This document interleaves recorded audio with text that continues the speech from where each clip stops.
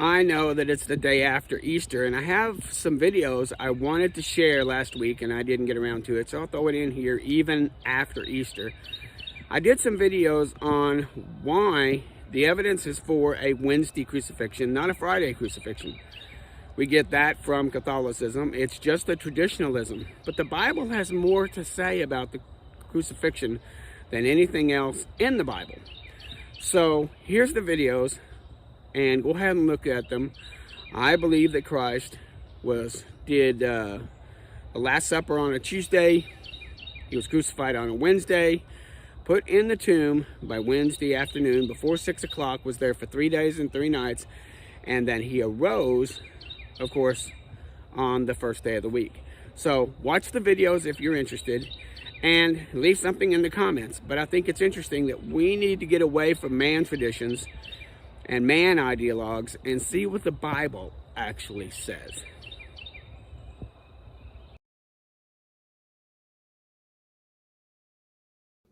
Hi, I'm doing one of the videos that fall into the genre of ones I've always wanted to do. I've been studying, the last week of Christ. I've heard some interesting things about it over the years, and I've been putting it together for myself because some things just didn't gel. And so I started looking into myself.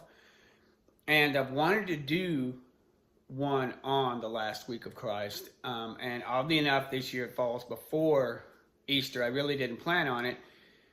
In my daily Bible studies I've been doing for family and friends, I actually was in the book of Mark, coming upon the last week of Christ's life in the book of Mark. And it's interesting because Mark is more like a shooting script. Kind of gives you just some of the nuts and bolts. He kind of goes really fast through it. He hits a few stories here and there, a few key points, a few key people. Then he gets to, of course, the last week, which is very important. We get a lot of information about that from the book of John. But in Mark, we get a little more detail, and I started using a lot of those details. So I started putting together the last week. And before I go through my little presentation on this computer, I wanted to show the last week. And this is how I've put it together. And it kind of tries to follow our Gregorian calendar with the Jewish calendar. What's difficult when you're trying to do this is to think that the day starts 6 hours before our day starts. So if I say tomorrow, you're thinking after midnight today. In the Jewish term, especially at the time of Jesus, you'd be talking after 6 p.m. today. So there's a different thing going on here. So when we're trying to figure out the days, I put both of them side by side. My struggle is I couldn't find a strong reason for a Friday crucifixion beyond tradition, beyond what the Catholic Church has taught. And some of the Protestants just pull that right over. But what does the Bible say about that? Was he indeed crucified on Friday, rose on Sunday? Now, we know that he rose on the first day of the week. That's very clear. Okay. But there's certain key points that didn't fit. And several times in my studies, I'll have Jesus say, on the third day, 3 days and 3 nights, just as Jonah was in the belly of the great fish, will be 3 days and 3 nights. Now, I've heard people argue back and forth, well, the Jews thought a day was a half a day or a part of a day, or they weren't very clear. My problem with that is you're not calling Jews vague. You're calling Jesus vague. You're calling Scripture vague. If Jesus says on the third day, 3 days and 3 nights. So how do you reconcile the two, or does it matter? I think it does matter, but I've been doing my own research on it, and I wanted to present it. And I think there are more touchstones for one view than the other. Like I said, no one has a Friday crucifixion except for Catholic tradition and Protestant tradition. And some people will leapfrog around and do a lot of vague speculations in that area. I tend to go with the Bible. I tend to take what the Bible says, and I believe everything I'm presenting will be clear from the Word. Let me show you. I have it up on here, but I always like to show a printout so you could take pictures if you wanted to, and have it for your own. That way you could use it as a reference. I'll go over this chart in a minute, But here's where I've tried to take, I did the 6 p.m., midnight, 6 a.m., noon kind of thing, how we do on how we put together our days. And so we have 6 p.m., noon, then we have midnight, 6 p.m., noon. This is just a little typo here, don't worry about that. 6 p.m., noon. You see how I'm doing, midnight, 6 a.m., noon, 6 p.m., midnight. I try to put the days there to correspond with how we view. And column 1. Column 2, I went Sunday, Monday, Tuesday, Wednesday, again from a Gregorian point of view, the way we know it. Over here, the Jews will go evening and morning. So there you see evening corresponds with 6 p.m., morning corresponds with 6 a.m., evening with 6 p.m., morning with 6 a.m. So that's the beginning of the days from a Jewish point of view. And again, this was established by Elohim, not by Moses. Genesis 1, in the beginning, the evening and morning, evening and morning, evening and morning. The Jews count the days from 6 p.m. to 6 p.m. or 6 p.m., 6 p.m. to 6 a.m. is the morning. 6 a.m. to 6 p.m. is considered evening. I mean, the evening is 6 p.m. to 6 a.m. when it's dark, and the morning is 6 a.m. to 6 p.m. So they have their morning goes from 6 a.m. to 6 p.m. So that's evening is first, when it's dark, morning is second, evening and morning, evening and morning. In the fourth category, you'll have the days of the Jewish month over here. Nisan 10, then Nisan 11, Nisan 12, Nisan 13, Nisan 14, and I have another one that goes with this that I'll show you, and you can make copies of this if you want. And I put some scriptures next to it. I'll discuss all of those scriptures that correspond with things that happened on that day. Like we know the Passover was on the 14th. We know that unleavened bread was on the 15th. We know that first fruits was on the 17th, or actually it was the first day of the week after the week that had the Passover. So if you had Passover on Tuesday, your first fruits would be the following first day of the week. If your Passover was on Monday, your first fruits would be the first day of the week. So that one floated. But Passover was always the 14th of Nisan. The Feast of Unleavened Bread was always the 15th for 7 days. And these are known as the Feast of the Spring Feast. Here's number 2, and I'll bring that computer back up. It kind of went to sleep on me. Once again, same kind of thing. I'm going midnight, 6 a.m., noon, 6 p.m., midnight, 6 a.m., noon, 6 p.m. And then I put the days of the week that correspond. I have here I have a 2 and a 3 next to evening and morning. I'll explain that when I get to it. In column 3. And then column 4 are scriptures that line up with things that happened on those days. Some people don't know that the same day that is first fruits, well, the 17th of Nisan, let me say this, the 17th of Nisan was also the day the ark landed on Ararat. If you go back to Genesis, when it talks about the ark landing, it had been floating for a year, but when it landed on a specific day. And that was called the 17th day of what they call the 7th month, which later became the 1st month in the time of Moses. So on the 17th day of Nisan, and again, that is a static day, like your birthday, like Christmas, it floats. So the 17th is not always the first day of the week, and that's going to come up as important in a minute. So take those charts, make some copies if necessary. I might do 2 videos. My son said that sometimes these get a little long and people don't like long videos. Okay, fine. I can break this into 2 parts.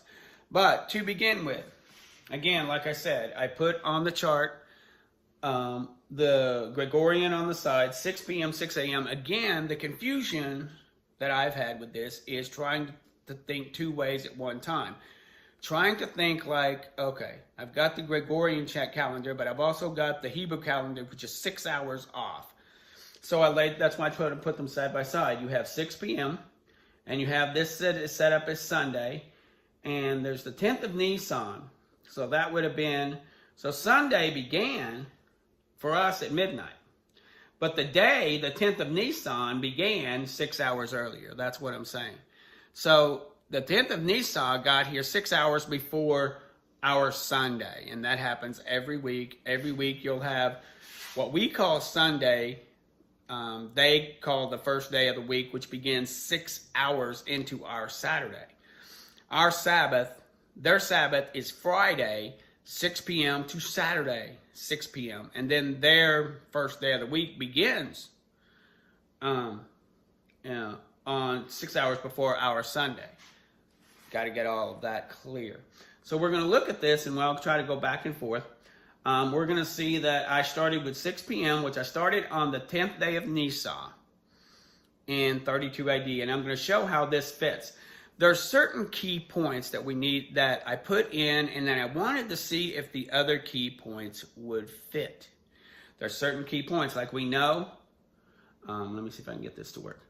We know, for example, I've got some markings there, but we know that the Last Supper was on the 13th, because that was the day before he died on the 14th. So if you just look at this half of the screen, you'll see that it fits pretty close into, there's the 13th of Nisan is when we had Last Supper, and then he was killed on the 14th. Then he was killed that day, and then he was in the tomb before the 14th, because the 14th was the Passover. Remember, they could not have him. Now, this was not what they call the seventh. This is where we get confused, because we think, well, Sabbath is always Sabbaths. The Jews had more Sabbaths than we did. They had 7 more Sabbaths, if you understand the Leviticus 23, where they had first fruits, they had Passover, they had they had the Day of Atonement, they had the Tabernacles, Festival of Booths. They had 7 other Sabbaths that they had to keep along with the 7th-day Sabbath. So when they say keeping the Sabbaths, they were keeping more Sabbaths than we normally keep. God wanted his Sabbaths revered in the Old Testament, not just that 7th day. So we see here, if I can keep this moving, that we have on the 14th of Nisan, we have the Sabbath. The 15th is unleavened bread. And I'm going to go over and show you all of this. But we know that Christ rose on the first day of the week. And he rose on the first day of the week after the Passover in 32 AD. So there's certain set points that we can put in. So I put the set points in. And then, of course, we know Mary got to the tomb, and she got there in the morning, okay? We still see that she's still in that same day. The day doesn't change till 6 p.m. when we get, I didn't put an 18 here, but there should have been an 18 in that spot right there after the evening. Because there's nothing, this is just put in to give us extra. So, to see what this is doing, let me get this to roll up. There are certain set points that are in there. We know that there was a triumphal entry. That Jesus did this. He came in, he's riding the colt, the foal of an ass, someone that has never been rode by men. Here's this man, anywhere from like 150 to 170. We think he's pretty average weight. The Bible says about him that there was nothing about him that stood out that you would love him. I mean, he wasn't exceptionally pretty, he wasn't exceptionally ugly, he wasn't exceptionally tall or exceptionally short. He wasn't exceptionally anything. He was pretty much the average man. So the average weight was probably 150-ish at that time. I'm going to go with that. But still, he's riding this thing going along. And also, the people are putting down their clothes. And they're putting, that they can spare. They didn't go take off all their clothes. But put down their cloaks and stuff. They put down the palm trees and all of this. And this donkey, this little foal, is tripping all over. And here he's trying to make his way. And they're singing Hosanna. You know the story of the triumphal entry. So I'm trying to put in what days fit. I mean, if you're just going to go with Friday Crucifixion, then you just back it up, and there's very little to do but sip your coffee and move on. But I have my theory. I have my theory that there's more to this than meets the eye. So we get here again. I want to go over this. Let me see if I can get my computer again to work. All right. So again, going over this 6 p.m. in the evening on the 10th of Nisan is where I'm starting. And I'll show this whole thing. I'm probably going to start another video in a minute because, again, keeping them too long. But also the fact that I wanted to run over how I'm formatting this. Let me go through this so you kind of understand some key points. First of all, you've got, I backed this up and I had to put it all together. The key points are, of course, the triumphal entry.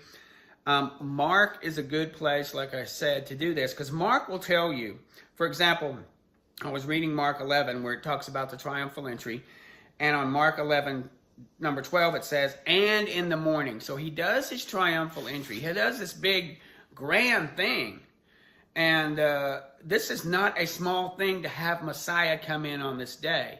In fact, I'm going to take a moment and mention a book that's very good on this called The Coming Prince by Sir Robert Anderson. It was written back, I think it was written in the 1800s or something. Very good book about the Daniel chapter 9.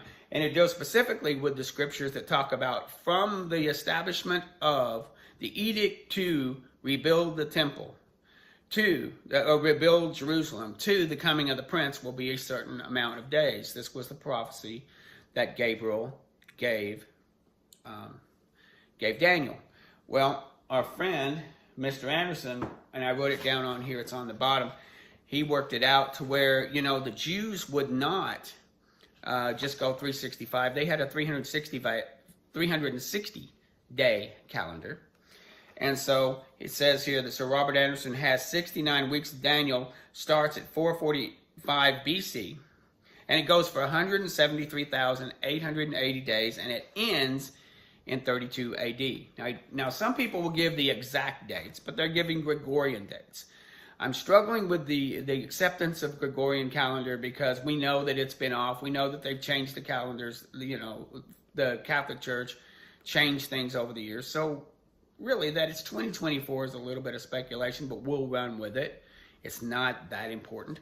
But for the Jews, like I said, I'll show this up, where Robert Anderson, that the 69 weeks would begin with King Artaxerxes, and it began in 445 BC and would go to 32 AD.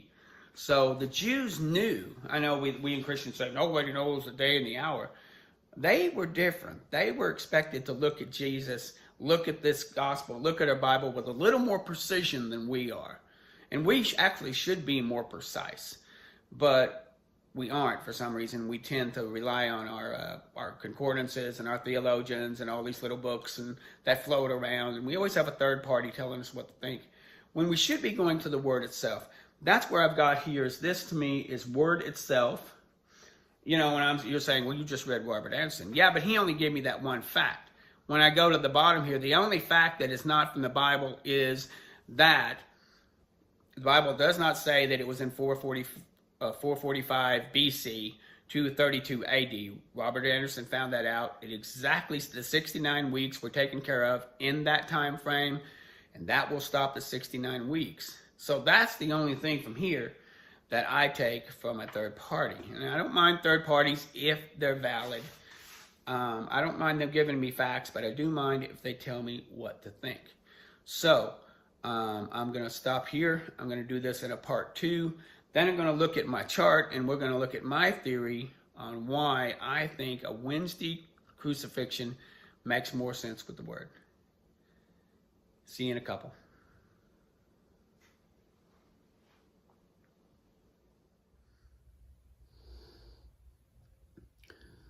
I wanted to add this chart because this is the chart that I was using when I was talking about the 3 days and 3 nights. That I talked about how we have 6 p.m., midnight, 6 a.m. And we also have Sunday, Monday, Tuesday. Here the Jews would have understood evening and morning as a day. And here we also have the 10th of Nisan, 11 and 12. And there are some scriptures to connect those. This is mostly from the book of Mark. And here we have the days 13, 14, and 15. You'll notice that when God told Moses that on the 14th day of Nisan to do Passover, but do unleavened bread on the 15th day of Nisan. So there we have Mark 12, 11, 20 through 15, 1. All of that stuff happened in the evening of what we call Tuesday night, Wednesday morning. Then all day Wednesday, he went through the trial. Then he was crucified at 9 a.m. on Wednesday morning. The darkness over the face of the earth, at the face of that area of the earth, at noon, and then him giving up the ghost at 3, and him in the tomb before 6 p.m., which will be the Passover. I put a 1 there and underlined it. That was the first evening.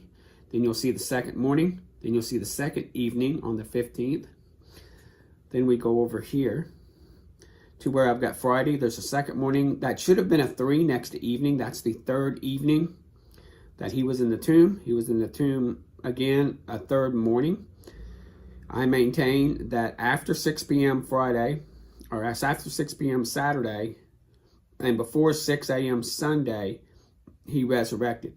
And he could have been resurrected anywhere, I would say, between 10 p.m. and 4 a.m. When Mary got there in the tomb after 6 a.m. on Sunday, the first day of the week, she would not have said, she was not told, you just missed him. He could have been up for hours at that time. But everything falls into place for him to have been resurrected on first fruits, which was also the anniversary of Noah's Ark and landing.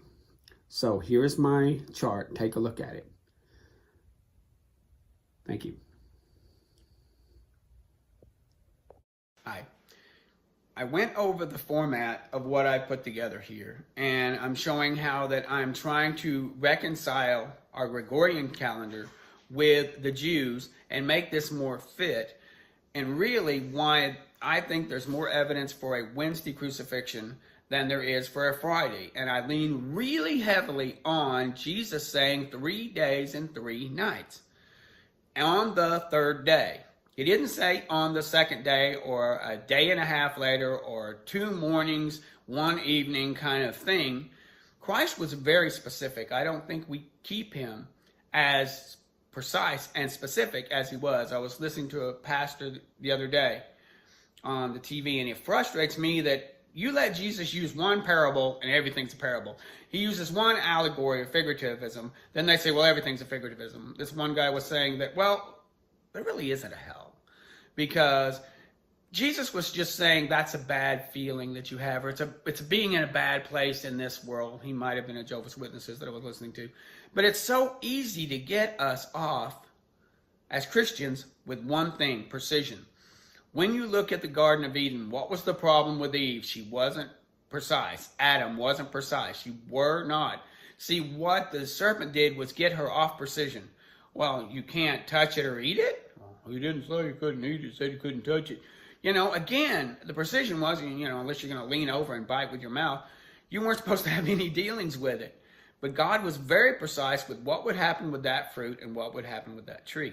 He was very precise with the establishment of the tabernacle, how big, how tall, what it was going to be covered with, how it was going to be inlaid. He was very precise with the temple, how big, how tall, what kind of stones, how they'd be set up, where you would set it up, how you would face it, how you would create the courtyard and all this stuff. And when you look at Ezekiel 40 through 48, the precision again. So I think there's some precision here that we need to look at instead of just the speculation of, well, Friday crucifixion, big deal. It is a big deal. Is the Bible right or is the Bible wrong? And more importantly, is Jesus right or was Jesus vague? See, I'm not going to stand before him and say, I thought that you were vague. I think he was clear. I think he said 3 days and 3 nights. This goes over, and I believe, start back up again. I believe that it will show what I'm going to do. So I did, again, our midnight, 6 a.m., noon, 6 p.m., how we think is as in the 21st century. Our days, Sunday, Monday, Tuesday, Wednesday, Thursday. Then we get to the Jewish evening and morning, evening and morning, evening and morning. Then I worked backwards to put in the 10th of Nisan. Now, there's an interesting scripture in Exodus 12:3. Exodus 12:3 says that on the 10th day of the first month, you will take the lamb and separate it out. Separate the lamb, and the lamb will be separated until it is slaughtered on Passover, which would have been 4 days later. I mean, the math is there. It's very simple. In Exodus, they were told to take this lamb, and you'll take it in, and you prepare it. It's going to be a lamb without blemish, taken from the fold. and you'll have it, and you'll get it prepared, and it will become the Passover lamb on the 14th day of Nisan. So that sets up 4 days. So I'm saying that, and also the fact that, one thing I'll show down here, on the 17th of Nisan, which I think is another reason. The 17th of Nisan, the day the 17th again, was when Noah's Ark landed. Why would God not hit those 2 important days? The day of new birth, when the Ark landed and they opened the doors, and the Ark is done. Why wouldn't God hit those 2 days? Why would he not have Christ come in on the triumphal entry on the same day as they're picking the lamb for the Passover lamb?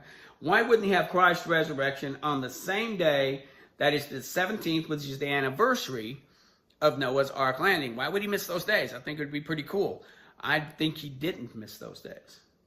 So let's look down this. We have the 10th of Nisan. We have the selection of the lamb that happens, and I'm going to put it in the morning. They probably didn't pick it at night. They probably got up early in the morning. You had all day to do it. Some of this, okay, you're going to get me. It's a little bit speculative, but hey, there's nothing on the other side but the Catholic Church says so, or the Protestants have always believed this. You have your own traditions, and you have your own ideas and speculations. You really don't have, other than, well, Jesus in the Bible was vague. I'm not going there. I can't go there. So we have the 10th of Nisan, the selection of the Passover lamb according to Exodus 12. Then you have the triumphal entry, and I'm going with Mark's gospel mostly on this. Then there was evening, and it says in the triumphal entry, when he came in, he's got all this hoopla. Yeah, you're the Messiah. I mean, you're not just a king, you're the king coming. You think you couldn't have got a room? But he turns around with all of the people, with his disciples, and goes back to Bethany. This is like a 3 to 5 mile walk. You think he couldn't have got a room? No, he goes back to Bethany. Then he comes back in the morning, which is what we call Monday. Mark 11 says, in the morning, in the next morning. And that's when he did the cursing of the fig tree. He goes into the temple, cast out the money changers on this day. That happened there according to Mark. The other Gospels aren't as specifically on giving you days, but Mark is there. That happens here on Monday. So he does that, and then he goes back. Then we see on Mark 11:20, it says, in the morning. There's your second morning. So he goes in the morning, and this is Tuesday. Now, Tuesday is a big day for Jesus. Everything that happens between 11:20 and 15:1 happens on Tuesday. He calls down, that's when he has the parable of the husbandmen, the ones that have the vineyard, and kill the servants and kill the prophets, but then they kill the son. What do you think the father, the owner of the husbandmen, the owner of the vineyard is going to do? This is a parable that Jesus taught. He teaches that one. And like I've said in other videos, it's the only one that has no transformation, no teaching. You don't change. If the lost coin is found, the lost sheep is found, the prodigal son returns. Parables have a focal point going from one to the other. This one has no focal point. It is simply the husbandmen are wrong and they're going to get slaughtered, especially if they kill the son. In the story, they're like, if we kill the son, we'll get the inheritance. How? How did you think that you would get the inheritance by killing the son?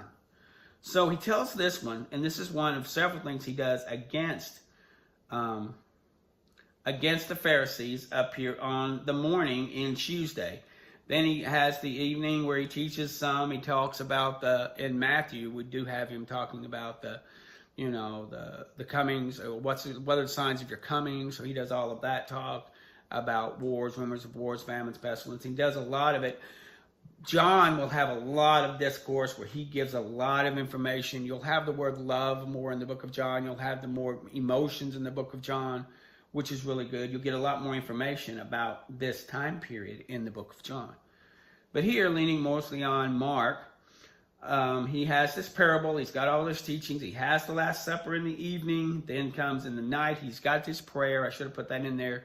He's praying, and they keep going to sleep. He keeps praying for another hour. They keep going to sleep. Then comes his rest in the night. It's not in the morning yet, because Peter, remember, Peter that denies him, and when the cock crows, that's in the morning. That's before the sun comes up. So we have this happening in the evening with various trials, and again, the denial by Peter, and of course all the others denied him. In the morning, and if you look at 15:1, it's in the morning. Now, Jesus' enemies had been up all night trying. They ran him back and forth from Caiaphas and Ananias to Herod, and they ran him back and forth trying to condemn him. They couldn't get witnesses to chide. Finally, they got him to agree that he was Messiah by him saying, "You said it." I mean, when they said, "Are you the Son of the Blessed One?" He goes, "You said it." It was an affirmation statement, not a "you said it, I didn't" kind of statement. I heard a history professor try to make it that way, but it's an affirmation statement. It's like if someone says, "It's a pretty day," and I said, "You said it." You know, it's an affirmation statement. So here he goes to Pilate and has his trial, and then he's put on trial and taken around. This is when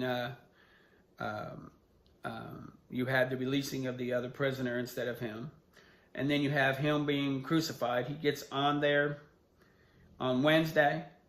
And Wednesday 9 a.m. he goes on the cross. It gets dark at Wednesday noon. And then at Wednesday 3 p.m. he calls out, my God, why have you forsaken me?" And he gives up the ghost. The ghost doesn't leave until he says so. He's run the entire show from the triumphal entry to here and then after. He's running the show. He made them mad. He ticked them off. He turned over the money changers. You know, he wouldn't let anyone enter the temple unless he said so. He was running the show. He spoke against the Pharisees and Sadducees and Herodians. You know, he was really off the chain, making them angry, and they're going to crucify him. But he ran the whole thing. So here we have him. He even died at 3 p.m. at the same point. Tradition will say that they slaughtered the lamb at 3 p.m. right before the Passover meal. This is where they would have had the Passover meal. They have their Last Supper early. So it's interesting how we tend to think that this was a Passover meal. I'll back up to something. It's not. It's the Last Supper. They were actually, it looks like the plan was to be in that room for 2 nights. I mean, think about it. They asked Jesus, the disciples asked Jesus, where do we go to get a place in preparation for the Passover? So it's like you better get a room early and maybe get there a day ahead of time. You don't want to get there on the 13th and look for an evening. I really honestly believe that that dinner was not a Passover meal, although it had the aspects of it. The Passover meal was never done by them, by those disciples that I know of. Never. Maybe they had Passover and we don't know about it or something like this because they're good observant Jews. But it looks like to me the plan was for them to have the room for 2 nights. You know, we're going to eat just a regular fellowship meal, which for them meals were fellowships. And then we're going to next night have the Passover. And then came all of this stuff with the trials and the murder and death and burial. And Joseph Arimathea puts him away, and all this happens before 6 p.m. on Wednesday. Now we have the 14th, which is 6 hours before our Thursday. Then we have the morning of Thursday. Then we have the evening starts, which is the unleavened bread starts on the 15th. And then they have their Sabbath on the 16th. 3 days and 3 nights, and then here comes the 17th of Nisan, and right on the money, right on the day that the ark landed. See, God, like I said, the 17th is a floating day. The 17th any other year could have been on, you know, the day before or the day after, the first day, the second day, the third day. It's like your birthday. It's like Christmas. It falls on a different day. But this year, in 32 AD, I'm going to go with, the 17th lands on the first day of the week. And I don't think God misses this. Now, I know that specific is not in the Bible, but there's more scriptural evidence for this, like I said, than there is for a Friday crucifixion. Like I said, all we've got is, and I haven't looked around in Eusebius and some of the church fathers, but what I have read is it doesn't go back that far to say that it's a Friday crucifixion. I know a lot of people that lean more into the Catholic tradition I read there's some astrologers who say, well, that year, 32 AD, and that would have been, but again, because the Gregorian calendar and the Julian calendar are so misaligned, because there's so much speculation over what year we're even in, we cannot trust those. But can you trust God? Can you trust Jesus when he says 3 days and 3 nights? And my focal point of this whole thing is, Jesus said 3 days and 3 nights. And to me, this fits. Let me go back and show you something. I put this, you're probably wondering why. One morning, I have one evening. We have Christ dying. Here's the 14th. You have one evening, one morning, 2 evening, 2 morning, 3 evening, 3 morning. Now, Jesus, we have our tradition, which we might have to put aside. We have this so romantic thing of, Mary goes off on the first day of the week and there's Jesus, but he could have been risen for many hours. Nobody, the angel didn't say, well, shuck darns, man. Oh my goodness, you just missed him. He was here 10 minutes ago. Has anybody seen Jesus? Is he over by that tree? They didn't say that. They said he has risen. He has, past tense. When was he risen? Just now? Or could it have been hours ago? We have our idea again of the speculation of, with the centurions and with the ones who are watching the tomb. We have that happen at night. Well, I'm going to say, and again, when you say to one of us, night, morning, it's different. For someone in the Hebrew tradition, morning is 6 a.m. to 6 p.m. Evening is 6 p.m. to 6 a.m. So if something happened at midnight, or if something happened at 10 o'clock, it's still in the evening. If it happened at 2 o'clock, it's still in the evening. So watch this. I'm going to go back up. You have Christ dying, and there's one evening. He was put in at 6 o'clock. So you have evening to 6 a.m., then you have 6 a.m. to 6 p.m. That's one morning, one evening. You have a second evening on the 15th that began at 6 p.m. and it goes to 6 a.m. Then you have a second morning. Then on the 16th, and then you've got one morning, that's one morning, one evening, 2 mornings. That should say 3 right there. So the idea is, as he was there, that should have a 3 there instead of a 2. I messed up. So this was a regular evening on the. What I'm saying is that he was there a total morning, a total evening, a total morning, a total evening, a total morning, a total evening, and then a partial. So you're saying, well, you're speculating on that. Well, there's more evidence for this than there is for a Friday. But yeah, I kind of messed up on that one. But the idea is that he could have resurrected like at 2 o'clock in the morning, which was in that evening, but it wouldn't count because it wasn't a full evening. And you're saying, well, you're splitting hairs. Well, you're using speculation. So one of us, you weigh it out. One of us is saying God is vague and Jesus wasn't clear. One of us is not. So go ahead, think it over, think it through, puzzle it through.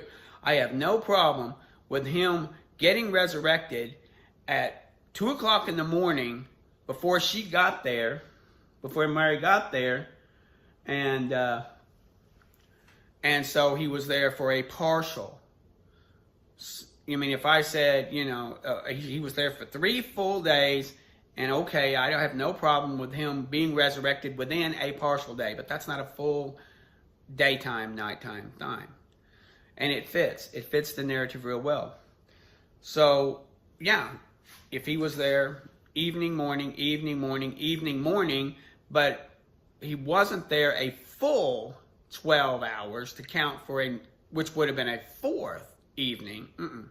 He maybe got resurrected at what we call midnight or 11 o'clock, and he's just hanging around in the garden like he normally does. And then here comes, and it does say that Mary got there in the morning. Now that's going to be a Jewish thing. If she'd have gotten there before 6, it wouldn't have been morning. It had been still in the evening, very, very late evening. We tend to think, well, if I get up, it's morning. You ever work graveyard? It doesn't work that way. And I think it's very precise. I think she got up and went off, got the spices she needed real quick, and then she arrived. She could have got up in that evening, to be clear, and got what she needed, and then got there in the morning after 6 a.m. Jesus could have been resurrected 6 to 12 hours, and that fits our romantic motif of it's dark, and then all of a sudden there's the earthquake, and all the centurions and people start screaming around, and the rock rolls uphill, which it did. It still all fits. And that's where I'm going with this, is there's no reason not to go with a Wednesday crucifixion. There's no reason to not see this as clear, except for my one little typo, that he was resurrected. I mean, he died, and there's one evening, one morning. There's 2 evenings, 2 mornings. That should have been 3 evenings and 3 mornings. And this is just a normal evening of the 17th. So, you know. And so he did, and he was resurrected within that evening, which is not a part of these. He would have been on the 17th of Nisan. And I don't think God missed the 17th of Nisan. Why would he tell you? That's something we have to realize in the Old Testament.